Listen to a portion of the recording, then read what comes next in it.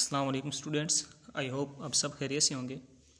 तो स्टूडेंट्स, आज हम पढ़ने जा रहे हैं एफएससी पार्ट 2 के चैप्टर नंबर 2 डिफरेंशिएशन के बारे में।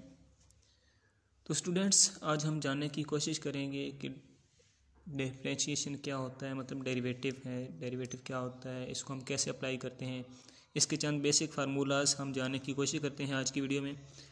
तो आई होप सो कि आप कोऑपरेट करेंगे मेरे साथ। तो देखते हैं कि डेरिवेटिव क्या होता है, इसको कैसे अप्लाई किया जाता है।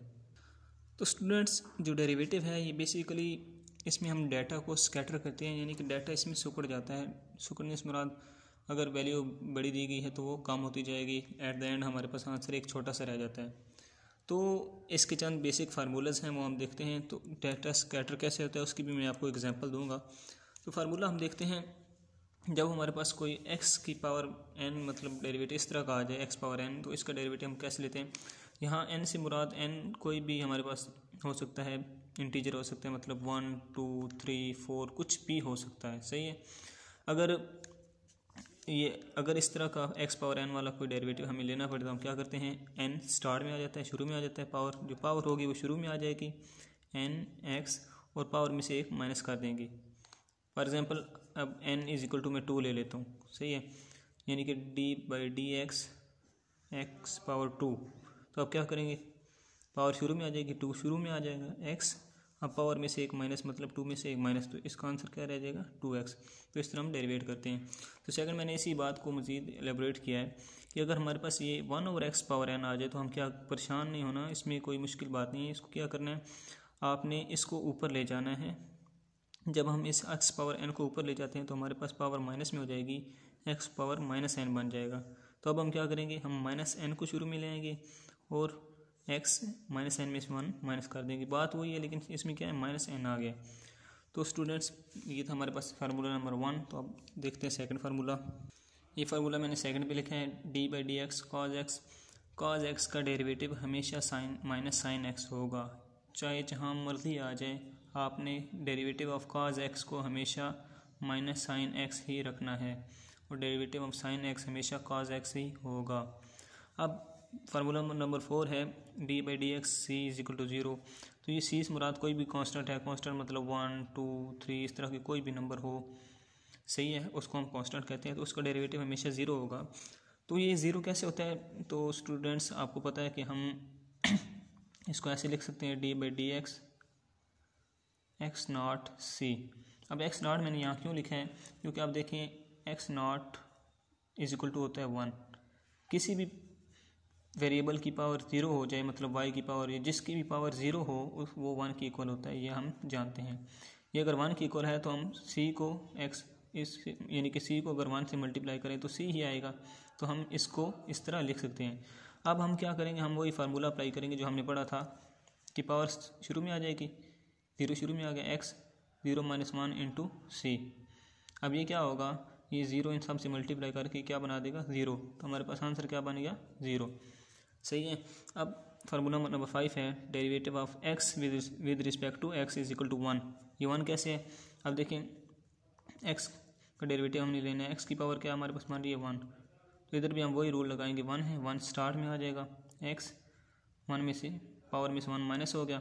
अब पावर में से 1 माइनस, ये 1 एज इट इज़ आ गया, पावर में से 1 माइनस 1 में से 1 माइनस करेंगे 0, x पावर 0 हमने अब क्या पढ़ा है 1 की इक्वल होता है। तो 1 इंटू 1 हमारे पास 1 ही बनता है। तो ये भी 1 हमारे पास प्रूव हो गया।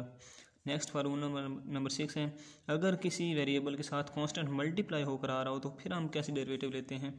फिर हम क्या करते हैं, कांस्टेंट को हम बाहर ले आते हैं, डेरिवेटिव से बाहर आ गया, इसका हम डेरिवेट कर लेते हैं, dx/dx किसके इक्वल होता है, हमने अभी पढ़ा है dx/dx 1 के इक्वल होता है। तो c into 1 is equal to c, ये आ गया। अब ऐसी फार्मूला नंबर 7, जब दो वेरिएबल आपस में मल्टीप्लाई होकर आ रहे हों, ये वेरिएबल हैं u v मैंने शो किया है, x y भी कर सकते हैं आप, कुछ भी आ सकता है क्वेश्चन में, जिस सूरत हाल में आएगा आपने उस हिसाब से करना है।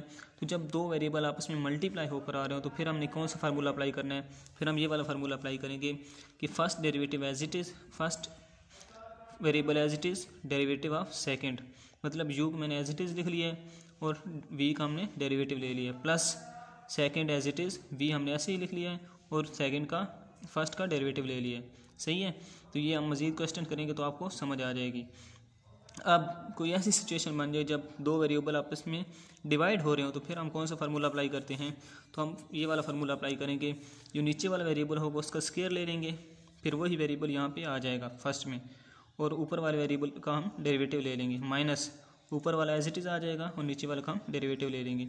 ये इससे मिलता जुलता है, लेकिन इसमें प्लस है, इसमें माइनस है, और इसमें नीचे हम स्क्वायर लगा देते हैं, इसमें थोड़ा सा डिफरेंस है। और फार्मूला नंबर 9 है हमारे पास, derivative of natural log x. Natural log x का डेरिवेटिव हमेशा जहाँ भी होगा 1/x ही होगा, ये चेंज नहीं होता कभी भी। और फार्मूला नंबर 10 में क्या है, derivative of E power x. तो ई पावर एक्स का डेरिवेटिव ई पावर एक्स ही होता है। ये कैसे होता है ये मैं यहाँ आपको बताता हूँ। जब भी हम इसका डेरिवेटिव लेते हैं ई पावर एक्स का, तो हम इसको ई पावर एक्स लिख के और इसकी जो पावर होती है उसका फिर डेरिवेटिव ले लेते हैं। इसकी पावर में हमारे पास क्या आ रहा है, डी एक्स आ रहा है पावर में, तो अब हम x का भी डेरिवेटिव लेंगे। अब x का डेरिवेटिव जब हम लेते हैं तो हमने यहाँ पे पढ़ा था x का डेरिवेटिव 1 होता है, तो e(x) के साथ 1 मल्टीप्लाई होगा तो e(x) ही रह जाएगा। सही है। फार्मूला नंबर 11 क्या है, डेरिवेटिव ऑफ tan x। ये हमेशा सीकेंट स्क्वायर x ही रहना है, इसमें चेंज नहीं होना। सही है। अब कुछ फार्मूलेज और मैं आपको बताता हूँ। तो ये मैंने फार्मूला लिखा है, डेरिवेटिव ऑफ cot x हमेशा माइनस कोसेकेंट स्क्वायर x ही होगा, ये चेंज नहीं होगा, ये स्क्वायर है। और डेरिवेटिव ऑफ सीकेंट एक्स हमेशा सीकेंट एक्स tan x होगा, और derivative of cosecant x minus cosecant x cot x होगा। अब आप कंफ्यूज होंगे कि माइनस किसके साथ आना है, प्लस किसके साथ आना है। तो जो भी ऐसे डेरिवेटिव्स जिनमें यानी कि सी वाले डेरिवेटिव्स, ऐसे फंक्शन जो सी से स्टार्ट होते हैं, उनका डेरिवेटिव हमेशा माइनस होगा। मतलब cot हो गया, कोसेकेंट हो गया, कॉज हो गया, इनका डेरिवेटिव जो होगा वो हमेशा माइनस में होगा। आप देख लीजिए कॉस का माइनस साइन है, कॉट का माइनस कोसेकेंट है, कोसेकेंट का माइनस कोसेकेंट कॉट है, तो इस तरह इनका हमेशा माइनस में होगा, बाकी प्लस में होते हैं। तो अब मैं आपको चंद एग्जांपल बता देता हूँ जिनसे आपको मज़ीद बात वाज़ेह हो जाएगी। अच्छा, इधर एग्जांपल नंबर 1 मैंने लिखी है y = 2x² + 1। तो अब हमने इसका डेरिवेटिव लेना है। हमने एक्चुअली बेसिकली क्या फाइंड करना है, dy/dx हमने फाइंड करना है। तो ये फाइंड करने के लिए अब क्या करते हैं, हम दोनों साइडों पे डेरिवेटिव ले लेते हैं। x के रिस्पेक्ट से dy/dx बन जाएगा। इधर भी हम डेरिवेटिव लेते हैं d/dx, फंक्शन का डेरिवेटिव हमने ले लिया, फंक्शन इधर हमने लिख लिया। अब हम क्या करेंगे, 2x² का डेरिवेटिव अलग से ले लेंगे और 1 का डेरिवेटिव अलग से ले लेंगे, यानी कि हम इसको अंदर मल्टीप्लाई कर देंगे डेरिवेटिव को।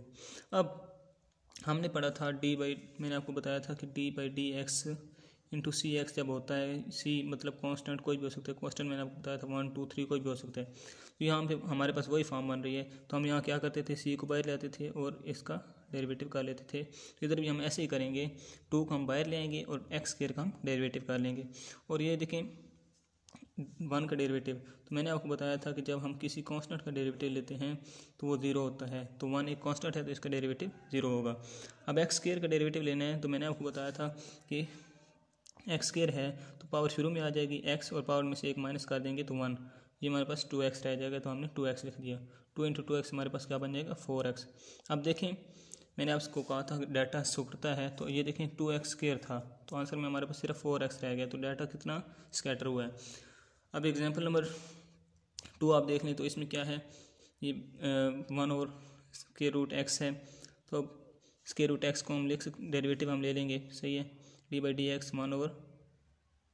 1/x। अब स्क्वायर रूट को हम लिख सकते हैं 1/2, तो वो मैंने 1/2 लिख लिया। अब मैंने आपको बताया था कि जब x पावर n बन जाए तो हम इस x पावर n को ऊपर ले जाते हैं तो पावर नेगेटिव हो जाती है। इसी तरह हम इसको ऊपर ले जाएंगे तो पावर -1/2 बन जाएगी। अब फिर वही फार्मूला, पावर शुरू में -1/2 शुरू में आ जाएगा, x पावर में से एक माइनस, यानी कि 1/2 में से एक माइनस। जब हम ये करेंगे तो हमारे पास ये आ जाएगा। जब ये आएगा तो अब ये माइनस में है, तो इसको हम पावर को नीचे लेकर आ सकते हैं। जब नीचे लेकर आएंगे तो पावर प्लस में हो जाएगी, ये हमारा आंसर होगा। अब एक एग्जांपल में लिखिए कॉज और साइन वाली। देखिए y = cos x + sin x हो जाए, तो हम क्या करते हैं, दोनों साइडों पर डेरिवेटिव लेते हैं। cos x का डेरिवेटिव अलग से कर लेंगे, sin x का अलग से कर लेंगे। अब cos है, मैंने आपको बताया जो c वाले फंक्शन होंगे उनका डेरिवेटिव हमेशा माइनस होता है, तो cos का डेरिवेटिव -sin x है, प्लस साइन का डेरिवेटिव cos x है, तो ये हमारे पास आंसर होगा। तो ये आज के लेक्चर में ये सिंपल बातें थी। कुछ आपको मैंने फार्मूलाज बताए, कुछ एग्जांपल आपको बता दी। तो अब नेक्स्ट हम जैसे जैसे बढ़ते जाएंगे तो उन फार्मूलाज का यूज़ आता जाएगा, तो मैं आपको साथ साथ बताता जाऊंगा। आई होप सो कि आपको आज का लेक्चर समझ आ चुका होगा। अगर आपको कहीं से कोई मुश्किल पेश आए तो आप कमेंट्स में पूछ सकते हैं। अगर आपको वीडियो पसंद आई हो तो लाइक करें, कमेंट करें और सब्सक्राइब करें। Thank you.